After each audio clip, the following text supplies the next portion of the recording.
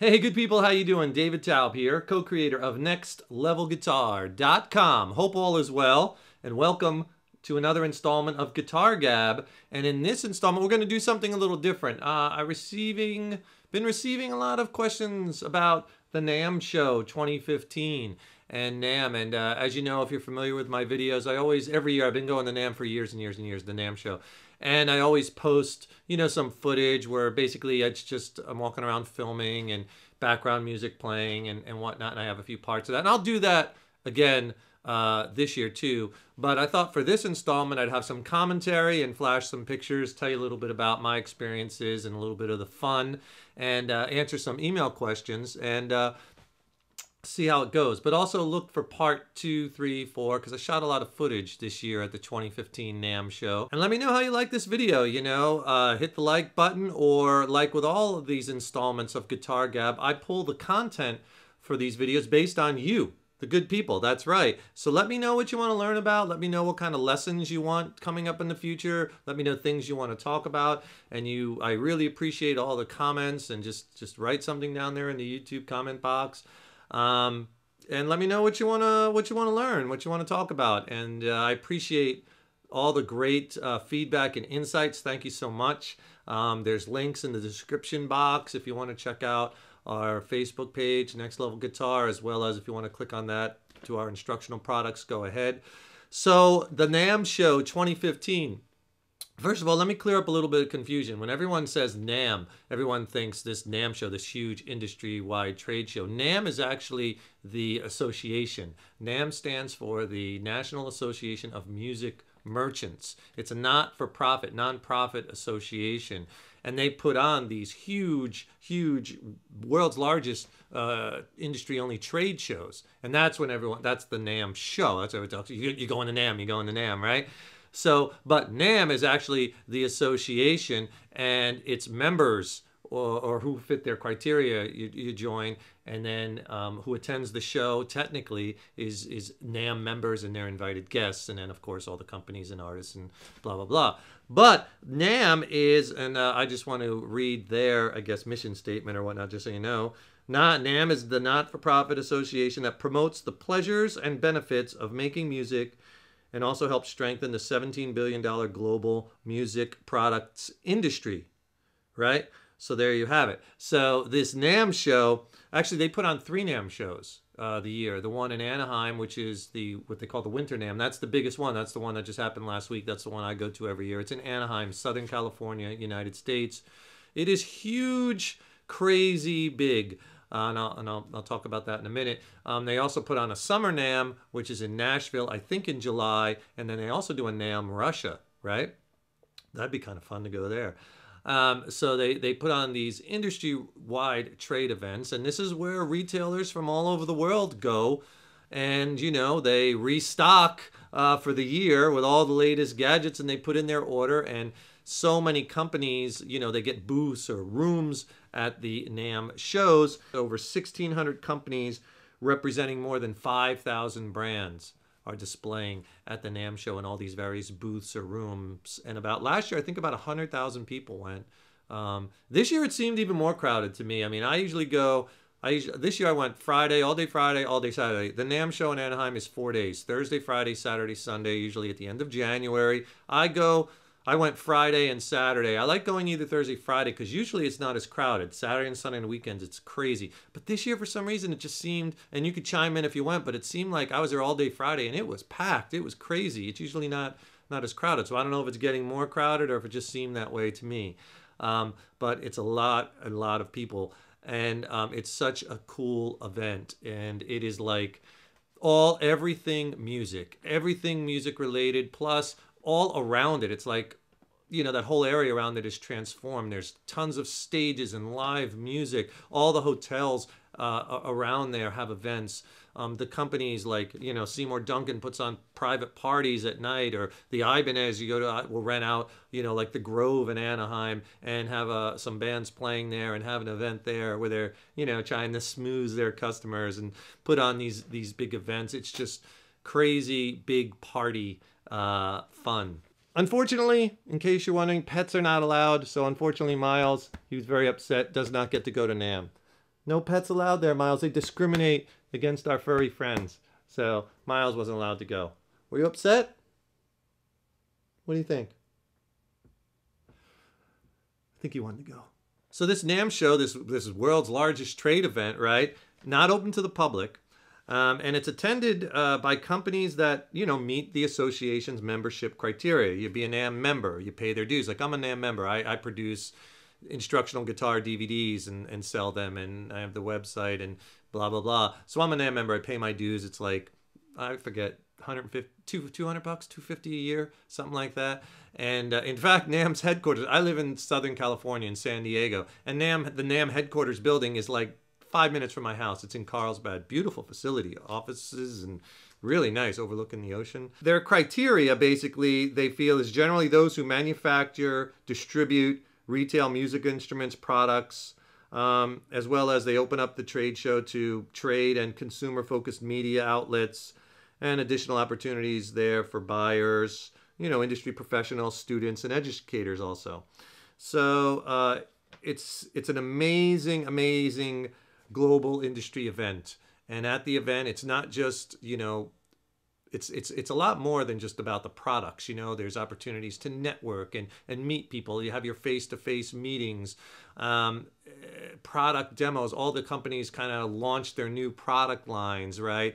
All the big artists who are associated or are endorsed by these companies are usually there. There's artist signings. Anybody who's anybody, right, in the music industry goes there. So they have these product demos, networking opportunities. NAMM also holds these idea sessions and workshops and educational sessions, and I've gone to a few of them. A lot of them are more strictly for, you know, like if you have a retail shop, but I've gone to some of the idea sessions, and they're really good. So NAMM does a great job putting on these events. So the Winter NAMM is at the Anaheim Convention Center. Like I said, it was last week. Here's some footage of the outside of the building. Massive complex, right? You're talking 1.6 million square feet. 1.6 million. Crazy. 4 floors, right? So there's a main floor where everything is separated, like the drums are in this area and the PA equipment's in this area, guitar is in this area, you know, software is in this area. So they have that main floor. Then they have the 4 floors. They have that main floor. Then they have the 2 floors upstairs, which the bigger companies, instead of having booths, like on that main floor, you can get a room, like a whole room. Like the larger companies, like Fender always has a big room with you, just like Gibson, Paul Reed Smith, ESP, right? Line 6, all the bigger companies, they have these rooms upstairs. And then downstairs, what they call Hall E, is more for, I think, more for like booths and companies that want to go to NAMM, but who can't get into that main floor because those spots are probably inherited. Once you have a spot there, you have it for the life of your company, right? So, and that downstairs in Hall E is just a smattering of everything. It's not separated by guitars here and there. It's just a little bit of everything, right? So there's some footage. Then it's actually even spilled out like into the this convention center in Anaheim. There's hotels all around it, and some companies like Yamaha even book space in some of the rooms in the hotel, like the ballroom, and they put their displays there. So it's removed from the actual convention center floor, but it's in a nearby hotel, so it's spilling over. Massive, 1.6 million. So if you go, man, you're going to be doing a lot of walking. It's a lot of walking because it's so spread out. And I wore my Converse Chuck Taylor All-Stars. I'm a big fan. I've been wearing them all my life. They're very comfortable. So these are what I wore to the show. So if you see in the video footage that I'm showing this, you see these shoes, the gray with the green, that's me, right?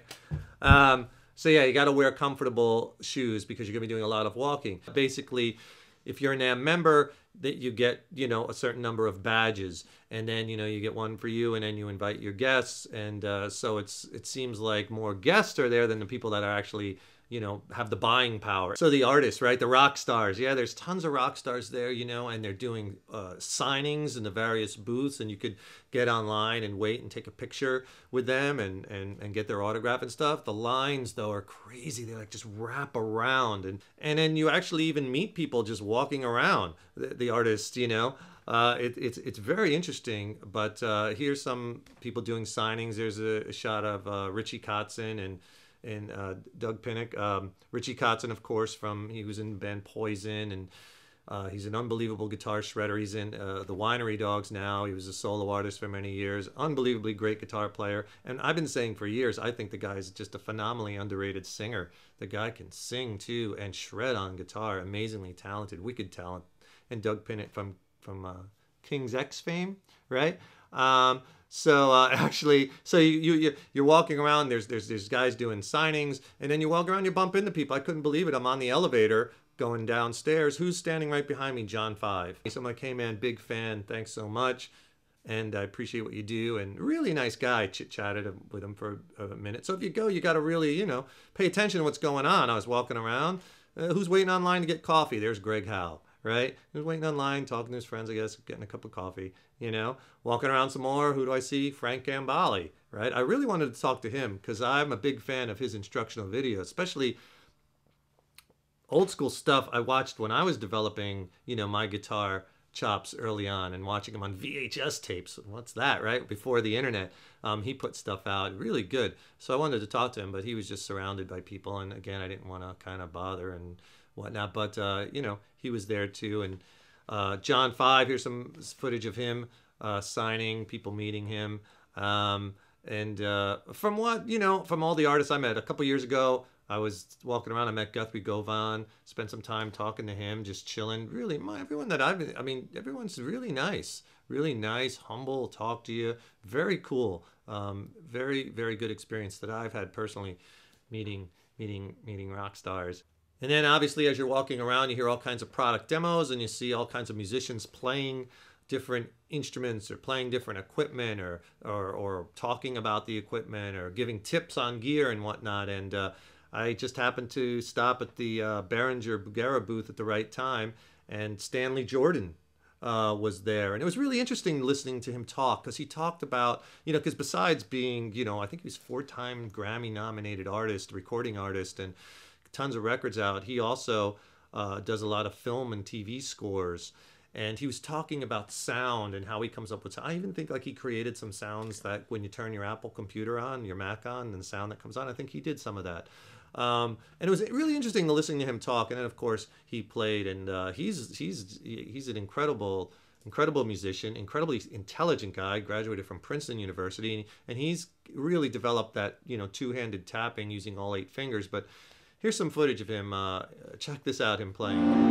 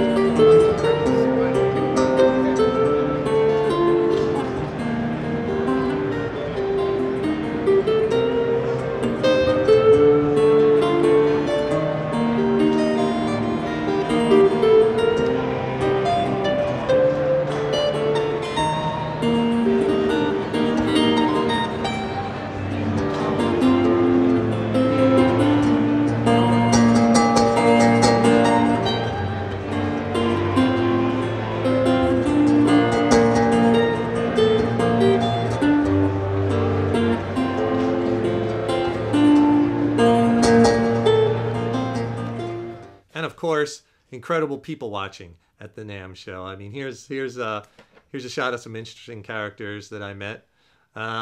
Yeah, great people watching. It's almost like a celebration. It's just such an energy flow of positive vibe at this show, and everyone is just so excited and checking out all the latest gear and all the new products and just having a ball. It's like the energy in the air is just, you can almost feel palatable, if that's the right word. You could feel it. And did I mention you do a lot of walking? Lots and lots of walking. And then if you want to talk guitars, I mean, every company is there. All the giants are there, of course, Gibson and Fender and Paul Reed Smith. And you could watch some of the other footage I'm going to put up to get some shots of those booths.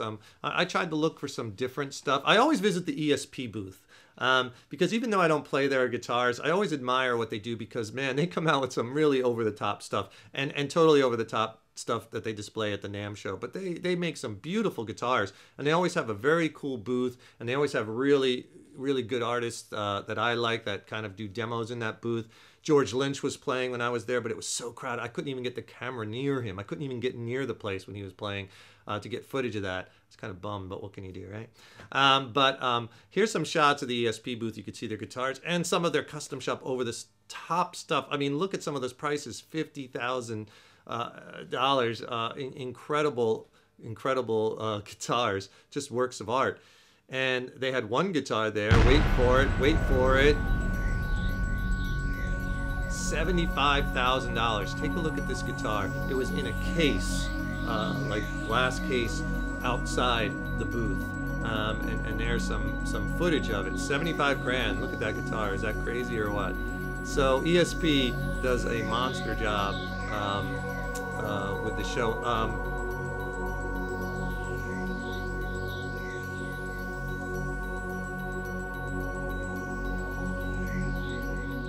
Another guitar company that I'm always drawn to, I really don't know a lot about them just from what I looked up online, but I always seem to find myself at their booth at NAMM, is a guitar company called Mayonnaise. And they're from Poland. And they've been around since 1982, and I'll show you some footage of their instruments. And they just seem to me, their guitars, I don't know, I just like them for some reason. They just make some really cool looking stuff. And they're handmade, and apparently they've been making them in Poland since 1982. Killer looking guitars and basses. And apparently they're very limited production, and their thing is they make modern guitars made with old world craftsmanship.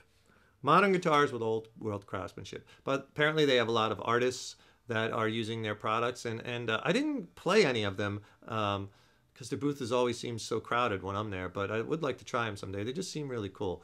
But anyway, yeah, I love the Paul Reed Smiths. As you know, if you watch my videos, I play a lot of Paul Reed Smiths, Gibson Les Pauls, and Fender Strats. Those are my favorite. And those booths were all amazing. But check out some of my other footage for looks into some of those booths.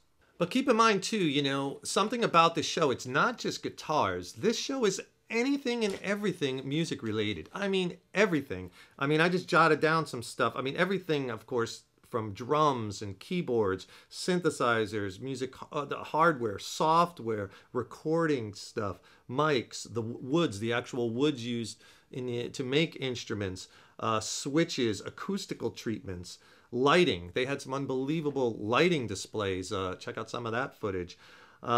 Switches, straps, amps, DJ stuff, acoustical treatments, violins, scaffolding. I mean, scaffolding for live shows, right? Crazy sheet music, anything and everything, music, sound related, pianos. Just, oh, and check out this. In one of the booths upstairs, they had this really cool piano. Look at that. It's kind of like it was clear with these LEDs. It glowed. I thought that was kind of cool looking, right? Pianos. So, you know, anything and everything music related, it's there. I always visit the Matchless amp booth. I'm a big fan of Matchless amps. I have a Matchless Independence, was in my live rig for years, and I really admire the company and the job that Phil, the owner, here's some footage of the Matchless booth that Phil, the owner, has done. You know, they hand wire those amps point to point, hand wired transformers. Just incredible amount of time and labor that goes into the making of those amps, and the tone is just phenomenal. And I always stop by their booth, say hi to Phil. Interesting, you know, everything, and you could see from me walking, and there's more walking and walking. You're always walking around. It's all blue carpet pretty much, and some red carpet, but you know, Matchless, Phil always gets white carpet for his booth. You know, I'm always like, geez, after 100,000 people traipsing on it, it must be black carpet by the end of the show, right? But trying to set himself apart, doing something different. But anyway, that's the Matchless booth. Outside of NAMM, their stage is set up. They have one really big stage in front of the convention center, and they have bands playing on there all day. Here's one of the bands, Todo Mundo, I think they're called, and here's them. Escucha que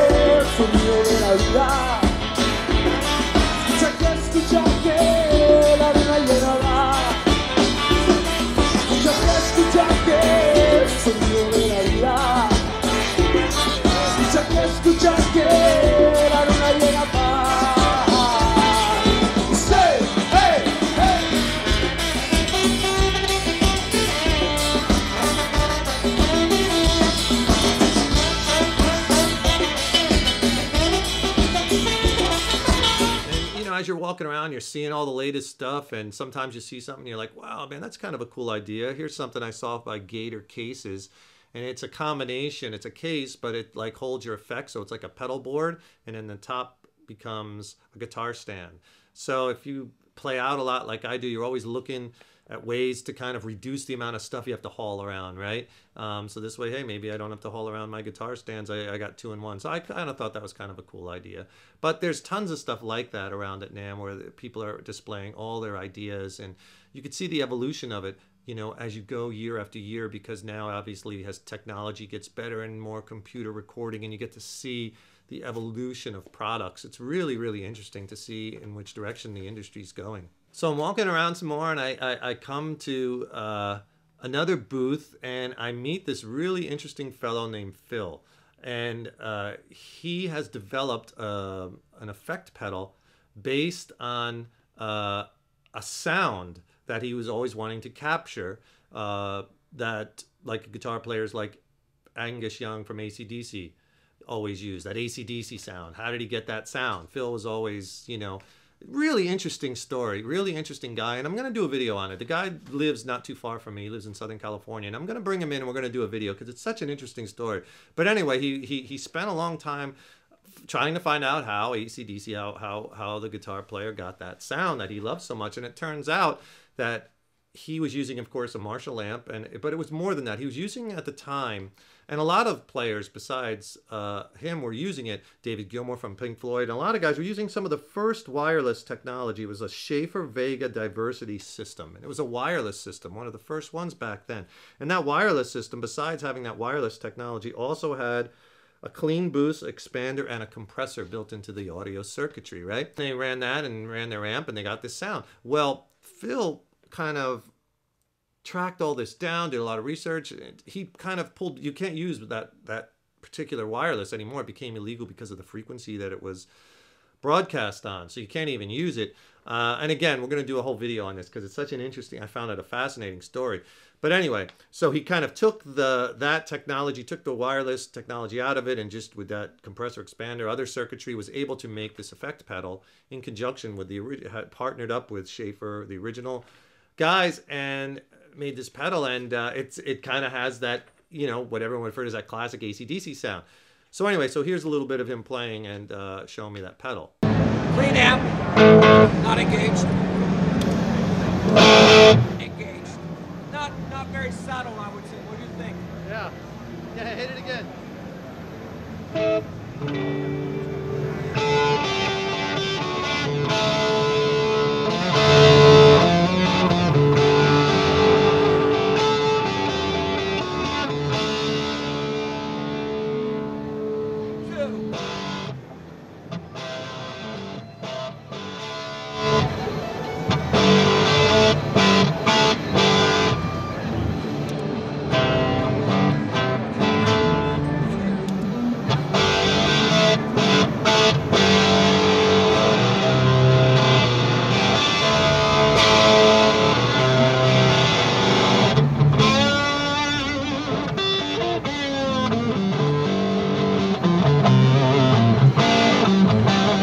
So look for a future episode of Guitar Gab. I'm going to have Phil on, and he's going to tell this story, what he came up with. Maybe we'll do some more demos and whatnot.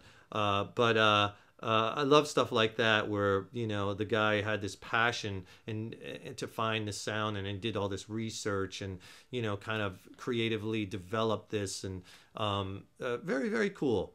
So there's a little bit of part one of my NAMM show 2015 experience in Anaheim, California.